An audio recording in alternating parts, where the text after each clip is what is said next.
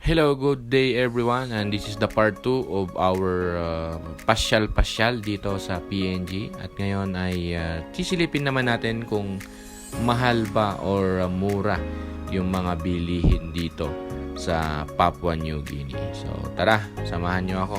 Let's go! Ito yung mga fruits and vegetables nila dito na local from the market. At syempre, if you will convert it to Philippine peso, may mga kamahalan talaga. Pero dahil may tax kasi, ay binibigyan nila ito ng, like sa atin, value added tax. So, medyo may kamahalan para sa akin yung mga benta rito. Kung i-compare ko sa Pilipinas at kung sa Qatar din naman, ay medyo. Pero may mga bagay at may mga goods din na medyo mura sa kanila. So siguro yun yung mga available sa market at marami silang supply. Okay? So ayan yung mga price. Kayo na bahalang tumingin at ma-convert nyo kung gusto nyo kung para sa inyo ba mura or mahal yan. So katulad nito. Ayan yung mga sliced bacon nila. Ayan yung mga presyo. Pero para sa akin ay medyo mura na yan. Ayan yung mga baboy, pork belly. Ayan. So, shoulder roast, shoulder cuts. Ayan, iba't ibang cuts ng pork, baboy ay nandito. Pwede kayong bumili. Ayan. Ang ito naman ay mantika. So, it's only 6.30 kina. Medyo mura lang yon kung tutuusin. Tingnan naman natin itong local ng Del Monte. So medyo mura lang siya. Reasonable price naman. Mga soy sauce or Noor. Ayan. Medyo mahal yung ibang seasoning nila dito or spices. Yun yung napansin ko dito at base dun sa mga sinabi ng mga nakilala ko at yung HR manager namin na nagdala sa amin dito. Nabanggit nila na yan. So, reasonable price naman yung mga Philippine product or mga spices nila dito. Okay? Pero yung mga spices na sinasabi sa akin, medyo mahal daw talaga ang mga spices dito kasi hindi ko alam kung bakit but the reason why is siguro export or wala silang local made dito. But di ba maluwang naman yung kanilang mga farm. So yun, bakit kaya hindi nila gamitin yon para mag-produce sila ng sarili nilang mga spices. Ayan, so tignan nyo na lang guys kung pasatingin nyo ay mura or mahal yung mga bilihin dito, kayo na bahalang mag-convert. Ayan, so para sa akin ito mga mura yan, reasonable price if they are exporting from the Philippines. Yan yung mga price nya. So, reasonable naman yan kasi sa binibilihan namin doon sa Kabayan Store from Qatar ay ganyan din naman yung mga presyo. Okay? Ito na yung pinaka-sentro nila. So, dito mabibili yung mga galing sa Pilipinas. Ayan, sa 12.20 lamang yung kape. But I think it's only 12 pieces, you know. So, yan. Parehas lang naman siya when it comes on exporting from different country. At ang bread, syempre mura lang, 5 kina per pack na ganito. So murang-mura yan. Naman nila ay 7 kina lang. So murang-mura din yan compare sa ibang bansa. Ay dito kasi mas malapit lang yung pinag-e-exportan nila. So I think may mga mura at may mga mahal na bilihin. Pero depende na lang sa inyo. Huwag nyo lang i-convert sa pesos. Ayan. So, pwede kayong bumili dito guys. Dito sa may waterfront place. Dito sa Port Moresby. Search nyo lang yan sa Google or pwede kayong mag-taxi kung kayo ay nasa hotel pa. At bago kayo pumunta sa inyong final destination or yung pagtatrabahuan nyo. Pero kung kayo ay magtatrabaho dito sa mismong sentro ay napaka-accessible nito. Murang-mura lang. Okay?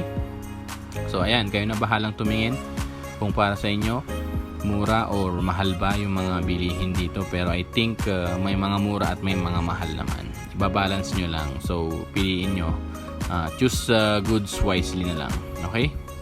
So kung may mga alternative na pwede nyong bilhin dun sa instead na plan nyo or dun sa inyong lease na pupunta kayo sa grocery, kung merong mga mas mura, pwede nyo namang bilhin na lang yon kung kunti lang naman yung mga diferensya.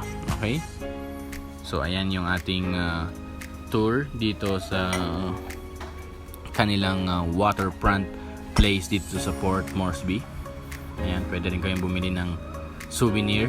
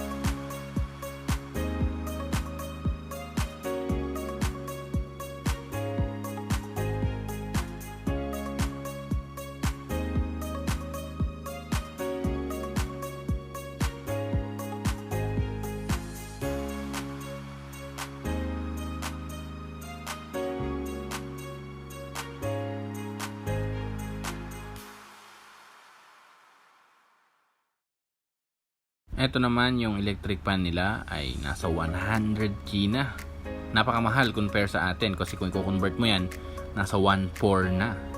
1.4 pesos. So ito naman 167, nasa 2,000 pesos na mahal kumpara sa Pilipinas, you know. So medyo mahal yan yung ganyang electric pan. Ito naman ay Gitara 292. Mura lang siya pero baka sintonado or hindi siya kasing tunog ng mga magagandang gitara talaga. Okay, so dito may mga mabibili kayo mga tools, gamit sa household. So nandyan lahat yan kompleto. So kompleto na rin dito sa waterfront department store nila. So ayun, naribot na natin yung grocery at medyo merong mga mura, merong mga mahal din na part. Okay, so yung waterfront, gusto nyo mag grocery dito. Okay. So yan, thank you.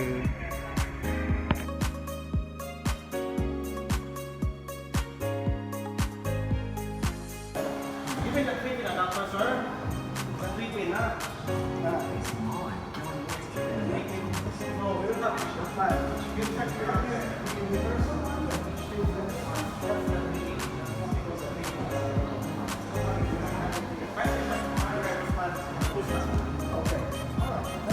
Welcome. Okay na yan, sir? ito na tayo. Ayun, nakabili na tayo ng monopod. Ayan, dito sa Rapid Phone.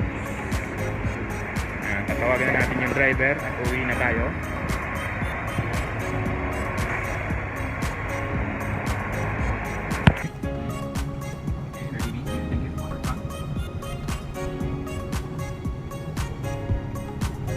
These are mountains, you know? Yeah. They just put the buildings. Yeah.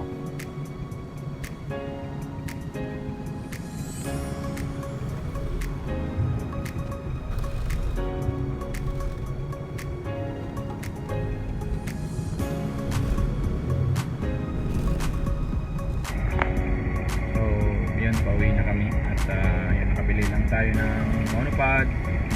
Gagamitin natin siya.